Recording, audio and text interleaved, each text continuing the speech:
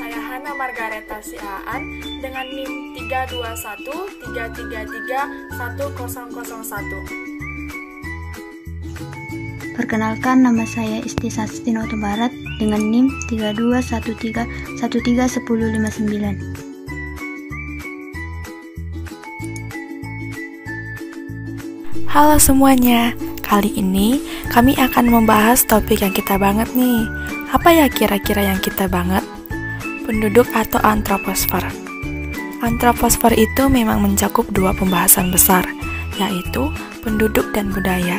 Namun, di video kali ini, kami hanya akan fokus ke dinamika kependudukan Indonesia. Pernah nggak kalian perhatikan bahwa di suatu daerah selalu ada yang lahir dan ada juga yang meninggal? Ada penduduk baru, ada juga yang pindah ke tempat lain. Nah, itu termasuk dalam bahasan kami kali ini loh guys. Tentunya bahasan kali ini menarik banget buat kita sebagai penduduk Indonesia. Yuk kita langsung bahas satu persatu. Apa itu dinamika kependudukan? Sebelum jauh membahas tentang dinamika kependudukan, alangkah baiknya kita tahu dulu apa itu penduduk. Nah, berdasarkan Undang-Undang Dasar tahun 1945, Pasal 14 Ayat 1, penduduk adalah tiap-tiap orang yang bertempat kedudukan di dalam daerah negara Indonesia selama 1 tahun berturut-turut. Jadi, bukan hanya mereka yang secara hukum menjadi warga negara Indonesia, melainkan juga warga negara asing yang tinggal di Indonesia. Udah tahu kan pengertian penduduk? Sekarang kita akan bahas pengertian dari dinamika kependudukan, yaitu perubahan jumlah penduduk yang diakibatkan oleh beberapa faktor. Faktor dinamika kependudukan. Kelahiran atau natalitas. Faktor pertama dalam dinamika kependudukan Indonesia adalah kelahiran. Nah, kelahiran terbagi lagi menjadi dua, yaitu pronatalitas dan antinatalitas. Apa sih maksud dari keduanya? Begini, kalau pronatalitas itu berarti yang mendukung kelahiran, sedangkan antinatalitas berarti faktor-faktor yang menghambat kelahiran. Pertama, mari kita bahas terlebih dahulu tentang pronatalitas. Berikut ini merupakan faktor-faktor yang mendukung kelahiran. Yang pertama, pernikahan usia muda. Adanya pernikahan usia muda tentu membuka kesempatan memiliki anak juga lebih lama, karena rentang usia dari muda sampai tidak produktifnya masih panjang, sehingga dapat meningkatkan angka kelahiran. Yang kedua, mitos yang beredar di masyarakat. Misalnya, banyak anak banyak rezeki. Maka adanya mitos seperti itu dapat meningkatkan kelahiran anak. Yang ketiga, kebutuhan tenaga kerja.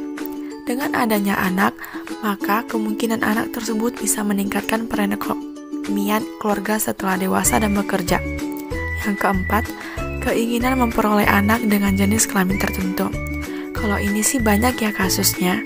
Ketika ada pasangan suami istri yang hanya memiliki anak laki-laki, kemudian mereka ingin adanya anak perempuan, maka mereka akan merencanakan untuk memiliki anak lagi.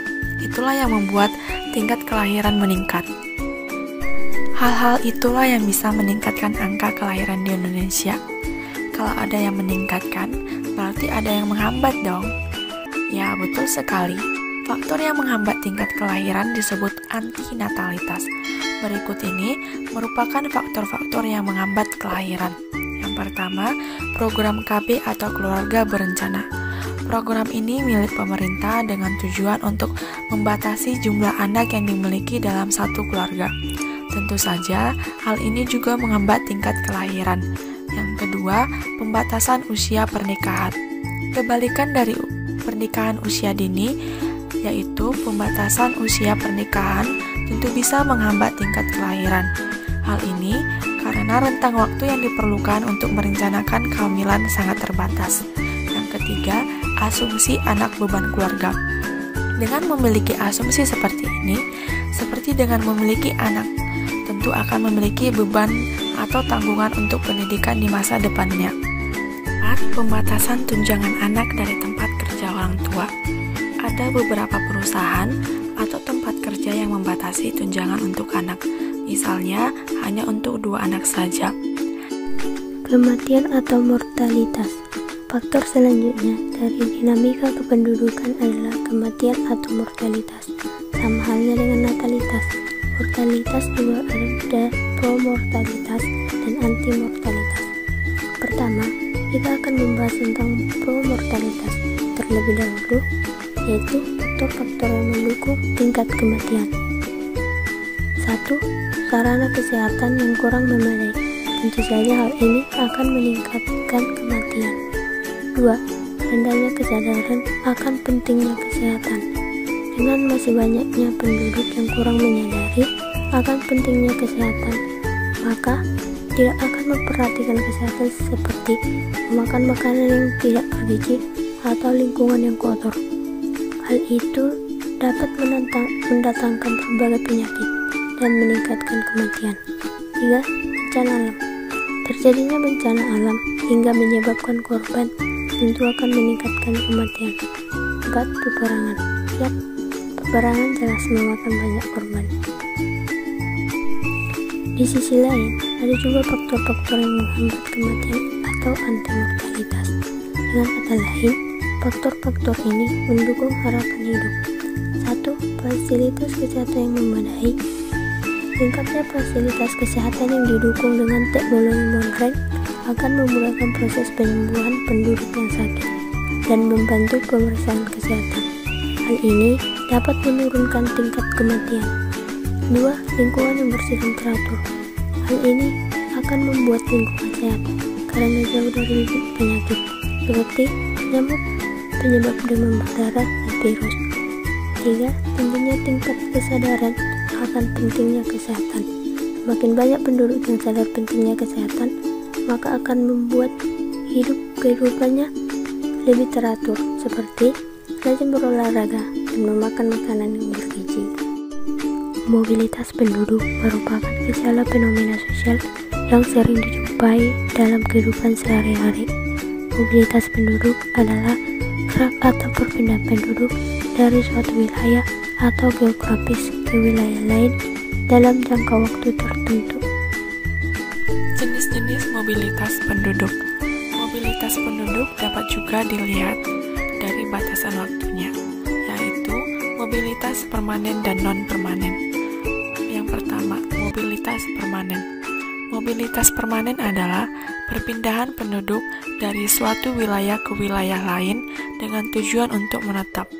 Secara umum, dikenal mobilitas permanen yang terjadi antar wilayah di Indonesia, yakni migrasi internasional dan migrasi internal. Yang pertama, migrasi internasional. Migrasi internasional adalah proses perpindahan penduduk dari satu negara ke negara lain. Migrasi internasional juga dibedakan menjadi 3 macam, yaitu imigrasi, emigrasi, dan reimigrasi. Imigrasi adalah perpindahan penduduk negara lain ke negara tertentu untuk menetap.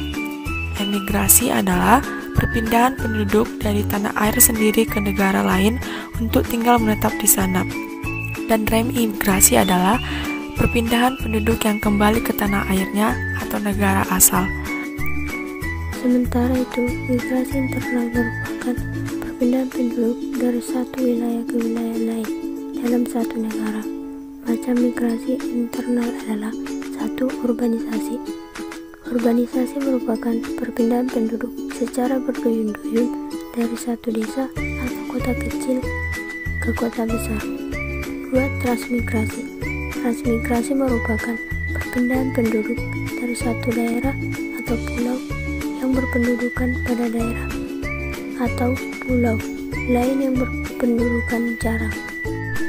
2. Mobilitas non-permanen. Mobilitas non-permanen adalah perpindahan penduduk dari suatu tempat ke tempat lain dengan tujuan tidak menetap atau bersifat sementara waktu. Mobilitas non-permanen dibedakan menjadi 2 macam, yakni 1. Komutasi. Komutasi merupakan bentuk mobilitas penduduk non-permanen secara ulang-alik atau pergi pulang tanpa menginap ke tempat yang dituju. Orang yang melakukan proses komutasi dinamakan komuter atau pengelaju. 2. Sirkulasi. Sirkulasi merupakan mobilitas penduduk non-permanen